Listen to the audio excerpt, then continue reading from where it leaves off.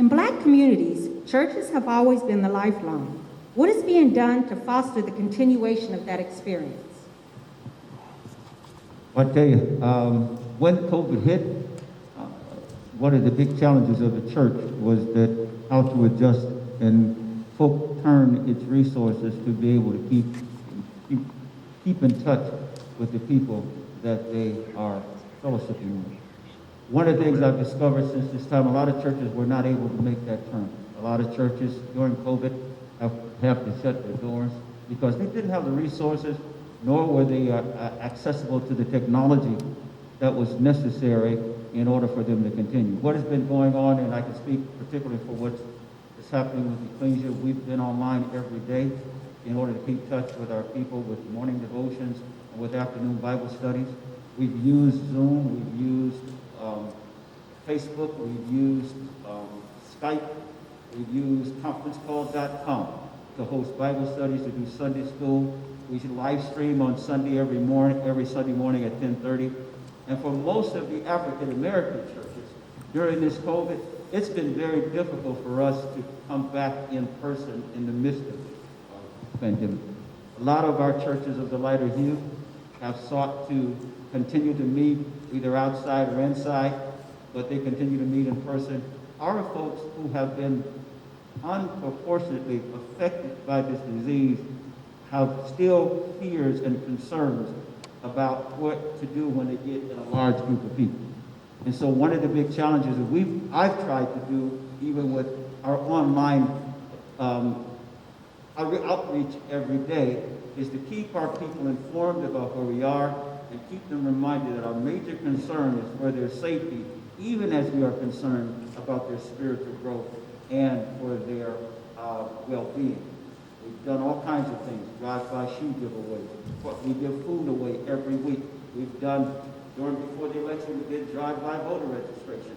We've done all kinds of things to keep the people engaged, to help them understand that we're concerned about their safety, but we still want them to grow spiritually and want them also to be involved in the community.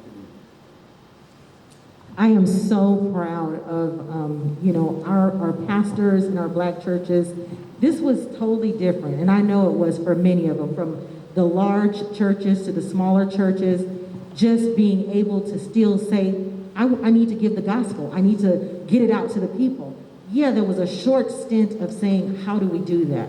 But now, if you go on social media, you can see, hear, feel, and I'm so proud of them for doing that, because otherwise we would be negating what we said we were going to do, which was to go and compel men to come to God. And so even that, in my profession, I see my pastors, and I call them all my pastors, even at the meetings, at the county board meetings, they're still out there engaging because they also want to be educated when it comes to COVID and vaccines and different things like that. So what I'm saying is that the pastors, the churches, the Black churches came out of their comfort zone. I have always wanted to see that, and I'm so grateful I had a chance to witness it. Pastor Beckley, I applaud you. I still pray at 714 every day because that was a call that was given. I wouldn't have known that. We were in silos in our own churches and unable to go out. So they've done a fantastic job, and they are right there on the front line with all of us trying to reach our communities. So thank you. And might I just add really quickly that Pastor Beckley's church also does COVID testing. Thank you, Pastor. Thank you, Pastor. Ms. Rodgers.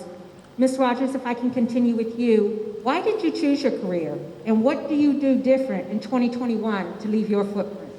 Wow, I chose this. It chose me, I'll say that. It chose me. My love, my compassion for people led me to then begin to narrow it down to education. I know, when you have passion, you want to do a lot of things. I'm, by the way, also in ministry. But that ministry became working on behalf of the community. It's not just in the churches and not just from, 12 to 2 on Sunday and whatnot. It was going out and saying, hey, every time I find myself helping someone. And so getting on the board of education, it aligned all of my education and said, I am here to push not only for my students, but to push for all students, which became pushing for all people. My job aligns with that, working with foster youth, working with those with mental health issues, trauma-informed. All of that work says, I want to work with people. So my footprint will be to continue to do that, but I'm a person that is not afraid of creating mini-me's. So I want to leave a footprint of others, of other young women that would like to continue to be involved, to engage, to help one another. And I do that through my foundation, which is Young Women's Empowerment Foundation. My footprint is to teach them what I know so they can be better than me and get more work done. Thank you. Councilman Alexander? Yes, we are here because of Martin Luther King Jr.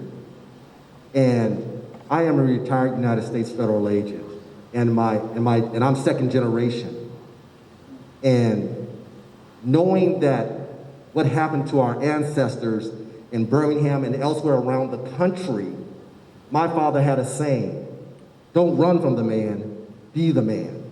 If you want to affect change and you see something that's not right, and it's the police that's doing it, then be the police. Be the change. So what did I do? I followed in his footsteps. I'm retired now, but I don't treat my culture because I understand them, so I know them, so I won't do what my European cousins do. This is MLK. We're sitting on the stage because of MLK and others like him right now. And I gotta stop right now. So pray for me, Pastor Beckley. So I'm gonna shut up and we're gonna move forward. Thank you, Councilman. Pastor Beckley, do you have an answer for us? Like President Rodgers, this career I didn't choose it chose me. When it comes to the call of the gospel, it's a calling of God upon your life. But I grew up in a family of 8. I was the oldest. And I had a heart from my mother to always help. With the oldest kids, I was the babysitter. When mom and dad would take off, I'd take care of them, and then it developed leadership skills in me. And as I grew up in the community that I grew up in, I kept wanting to figure out how do we have the opportunity to have the same advantages as the kids that I saw on the other side of the track in the neighborhood which I looked from my black community over to the white community. And when God called me to the church and to the ministry, I realized there was an opportunity for me to do that. I know my brother said that the church is concerned about our spiritual aspect of our lives, but the passage in Thessalonians says that I pray that your whole body, soul, and spirit be preserved until the day of Jesus Christ. That I believe that when I operate in the church, I'm not just concerned about your spiritual growth, I'm concerned about your social, your economic, and your physical growth, because that's the responsibility I believe that I've been given. Because when you read Jesus' mission statement in Luke chapter 4, verse 17, he said, I came to open the eyes of the blind, to set at free the captives, and to help bring deliverance to the oppressed. And I think that's the responsibility of the church. And I saw my heart, passion for my people and my culture being able to be fulfilled through the church. That's why, and my footprint is to continue to do what God is calling me to do. Thank you, Pastor. Councilwoman Calvin, how do you keep your team motivated despite conflicts and obstacles? Oh, that's a tough one because I have 2 answers, but to keep it short. Prior to COVID, it was a whole different deal, right? I had a whole different method, but it's still the very same. But I'll just start with the COVID and trying to keep my staff motivated and inspired about the things that we do in the community. And I started off with asking them that they consider themselves to be essential, because that would determine on how far you were willing to go to serve, to continue to serve in this pandemic, while not putting their own lives at risk, but understanding that our scholars and the families that we serve, that their lives are at risk as well. And if we did not continue to be there as a light in the community, then what would happen? So I also exhibit this by allowing them to see me stand there right alongside with them. I believe that is the best motivation that you can give any team, is to stand right there. It's not giving directions, it is standing right there, and we are both walking with purpose, walking in this direction, walking in this time to continue to serve. So I literally do everything by example. I never ask anyone to do something that I'm not willing to do. Thank you. Councilman Reynoso? I'd like to echo some of what Councilwoman Calvin said. And I tell my team, no surprise, we're all young. We're all essentially under 30 years old. And we talk about motivating them. To be honest, they're motivating me. A lot of people who helped me on my campaign and have helped me as an organizer and just my personal growth are now moving back to San Bernardino like at rapid speed. Like literally like last week, 2 friends moved back and they'll be on my team. And because we've done it, because we've got energy. We have nothing, we tell each other this all the time, we have nothing to lose and everything to gain. We walked into, I'm not gonna use explicit, but we walked into something not very pretty. And so the opportunity to make it shine is in our court. And we see that as a unique opportunity, and we've got the juice. And so the same way that MLK with the Southern Christian Leadership Conference and the the Student Nonviolent Coordinating Committee rallied up my idols like Stokely Carmichael to really get it going, I see myself as the same. And I think all of my team understand that they carry the same weight in their own circles because they understand that the youth are going to be the constant inspiration forever. One moment, Ms. D. Is he trying to say that we don't have energy and juice? Because we don't have the youth? He's just saying it's slow energy. I just need a little clarification right there. He's just saying it's slow energy. You know you got the juice. It's not microwave energy, it's oven energy. It's that slow burn. It's still that gonna burns get long. hot, but it's gonna take a while. Thank you, Councilman. Councilman Alexander, can you tell us, in these changing times, who do you look up to for inspiration and mentorship? And that's a very good question. I'm glad you asked that. There are many, but to be honest with you, I look up at Nelson Mandela, and you say, I have to cross the seas. And not that there are not great examples all across our country of African Americans and others, but knowing and reading his book and seeing what he did as far as his unrelenting striving and goal and mission to change apartheid. And we had our own issue here in our own, and still have our, don't think we don't, because we do. And we still need to push forward, but him and his team, Nelson Mandela, President Nelson Mandela and his team, in spite of, now we had it good, you don't think we had it good. If you read the history of South Africa and what those brothers and sisters went through to get out of apartheid, our law enforcement was nothing compared to theirs. Nothing. And he still strived, went to Robben Island, put 27 years in and breaking big rocks into little rocks, kept his sanity, and kept his, and the most important part is he kept his humanity and his spirit and his gracefulness. When he got out, he became president of South Africa, and he did not take vengeance. He kept his eyes on the Lord, and he was graceful. I had the pleasure of seeing him at the Coliseum when he was making his tours around the country. And to see that, and that just gives me inspiration, because despite what we sit in these seats as council people, the first in some of our areas and the issues that we've dealt with, I looked at him and I said, how did Nelson handle this? How would President Mandela handle this? With grace, with style, with demure, with confidence. That is who I look up to for inspiration. And to follow those characteristics, we could all learn from. Amen. Thank you, Councilman. That is a great resource for inspiration. Councilman Reynoso. So when it comes to inspiration, it's important. Any and every opportunity that I get to speak about inspiration, the answer is always going to be simply young people. We've got a university in our city, we've got community colleges, far and beyond. I've got Southern roots I got San Bernardino roots, I got SoCal roots. It's always young people. Young people are constantly showing us, as older people become more cynical, no offense, cynical, that's not you, okay? I got an answer for you. As people my age, I'm gonna be honest, I'm 28 years old. As people reach about 30 years old, I used to hear saying about Tupac, you know, you lose the energy over 25. They just like break you. And I understand it. But young people are so aware of everything going on. They're holding people accountable in a way that is extremely uncomfortable for a lot of people. And they're moving people like myself and other people here right now on this panel to continue to do the right work.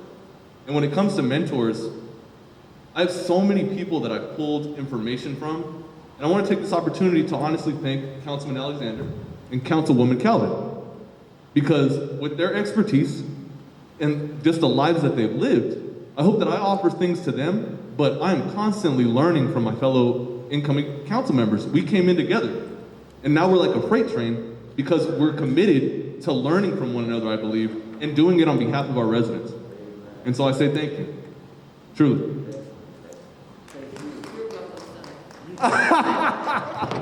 She's like my second mother. I want to chime in on the inspiration part. You get a lot of young people that have energy, coming from someone that used to be young and was back from the South in the 60s when we really had to fight to drink water or to shop in the store or to do these kinds of things. It took those young people of that time to make changes. And as those young people, where we slipped at is that we did not reach back and begin to teach our children what we were fighting against and what we were fighting for. You know, I remember seeing some things and asking my parents, they go, that's white people stuff, sit down, you ain't got nothing to do with that, you know. So we fought, we brought things forth, but coming from an environment where it was all black. I went to an all black high school. I didn't know anything different. At that time they had black baseball. At that time we had our own stuff. There were no 7-Elevens. There was Mr. Fred on the corner and Miss Mabel on the other end. So we bought and eat and took from each other and ate with each other. So what I'm saying to the young people is that come back in the community, like you're saying your friends are coming back to San Bernardino. Get them engaged in the chambers and the business organizations and the city council and those kind of things, because they're not listening to me.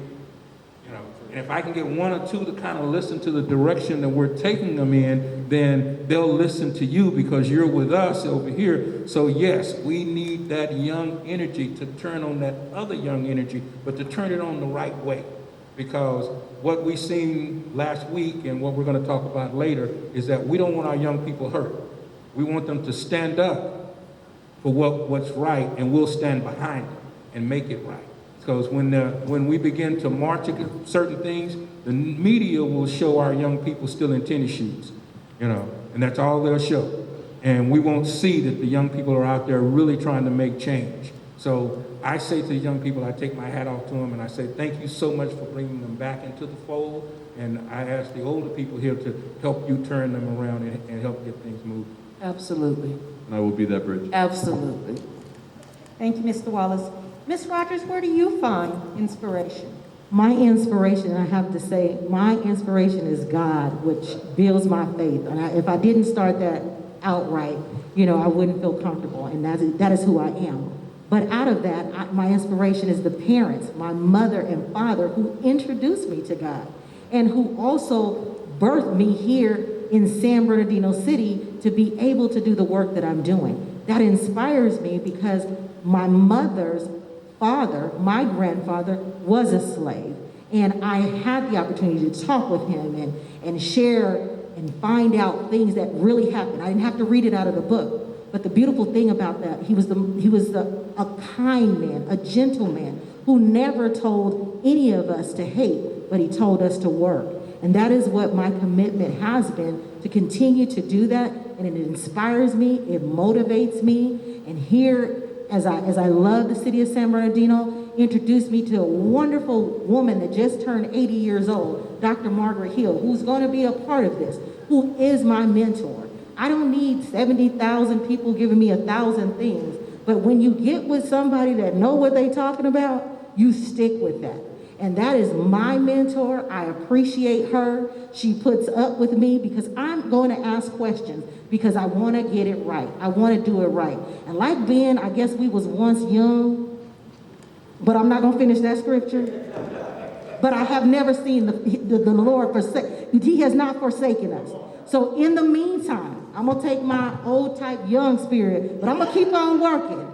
And we're going to keep on doing because I want the young people. They do inspire me. That's why I'm around them, because my kids are going to take the mantle and move on and do what needs to be done. But my commitment is to make sure that they are prepared, Rich. We're not just going to put them out there unready and then talk about them. But we're going to make sure we're there. Ben, I'm here.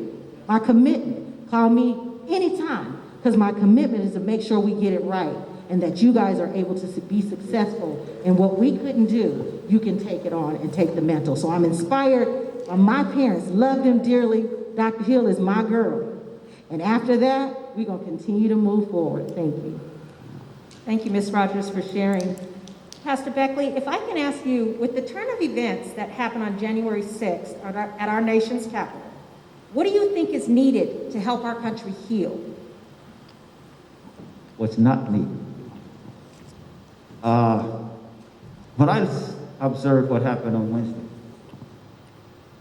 there were several things that crossed my mind, and it takes me back. I'm going to answer from 2 points. One, I've learned over the years in leadership that leadership is not so much about what you do, but about who you are. Character, integrity, trustworthiness, and honesty really makes leadership what people want to follow and are inspired by. My biggest concern is that leadership that has been in our country for the last 4 years has been followed without those characters or those qualities. And why are we surprised about what happened on Wednesday? Why would that take you back when you are not dealing with somebody who is not walking on the same moral level as you are and not living according to the values that you are and have the same concerns for you that you are, that it would not ultimately, after being encouraged for 4 years, end up the way we saw it end up on January 6th. I said to myself, this was inevitable. It was inevitable because of the fact that we empowered someone who we kept saying had what we thought he had and didn't have it. So the question is, how do we heal? When the pandemic began, and then when George Floyd was killed, I began reading a book by a gentleman entitled Dismantling Racism. And it was a book written to white America. It wasn't a book written to African America. It was a book written to white America. And it was written by a white pastor to white America. And basically the premise of the book is, he said, we built this machine called racism. We need to dismantle it. The people who are being subject to it can't dismantle it because they didn't create it. And so therefore, if healing is going to take place moving forward, it's not the minority community that has a responsibility for dismantling systematic and systemic racism in our culture. It's the white community that has the responsibility for it, who is the white forefathers who created a constitution that did not include the property that they owned at the time. And so therefore, they need to dismantle what they created in order for this country and this nation to live out the true meaning of its creed, that all men are created equal.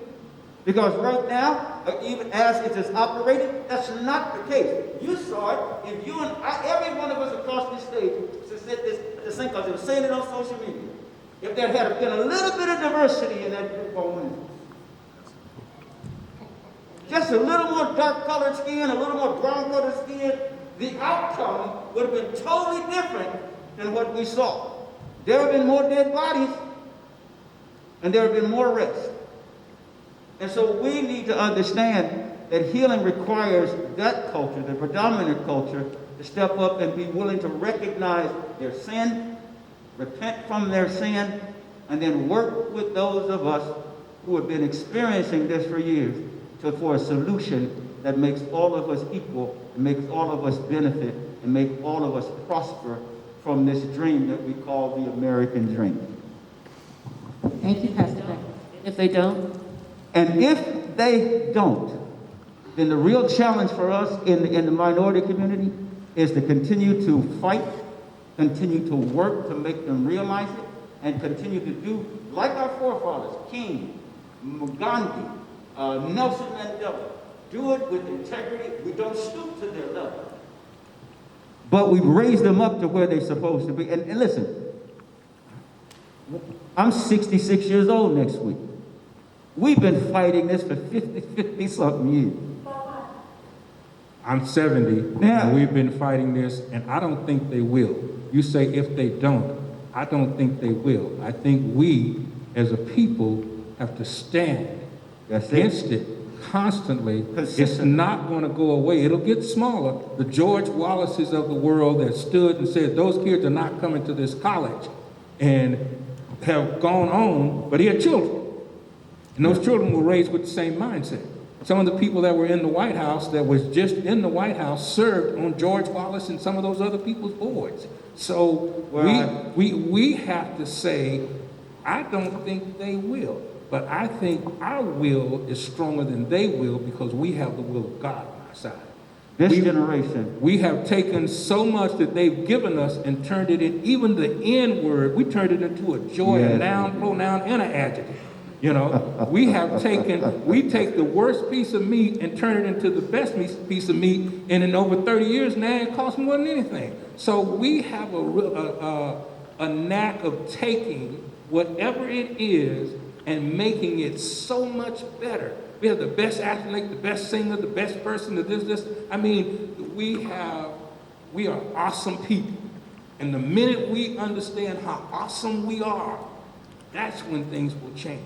Because we are an awesome people. Our- Does anyone our- else want to touch on what is needed I just to want to add heal the one thing. country?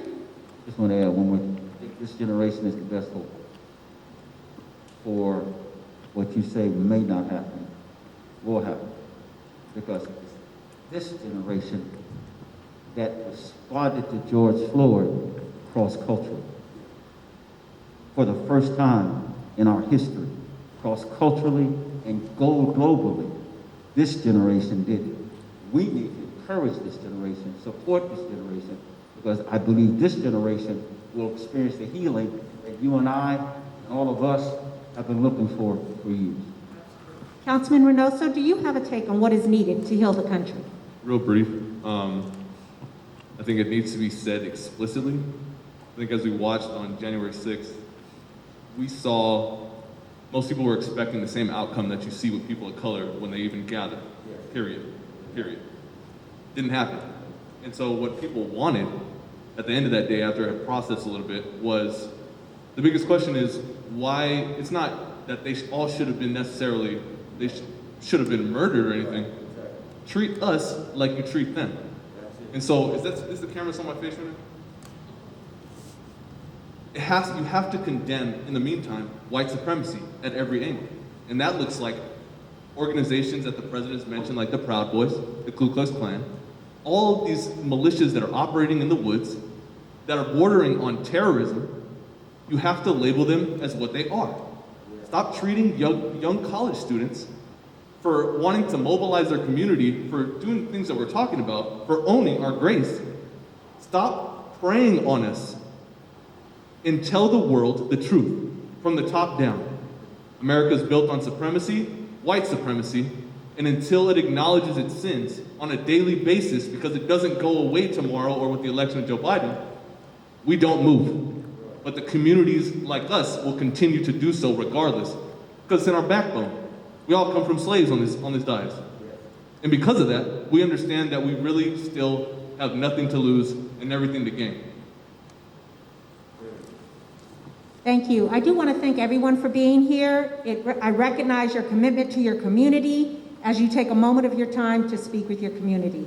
Again, my name is Dee with the Southern California Black Chamber of Commerce, as we recognize Dr. Martin Luther King Jr., 2021, Facing Adversity During the Storm.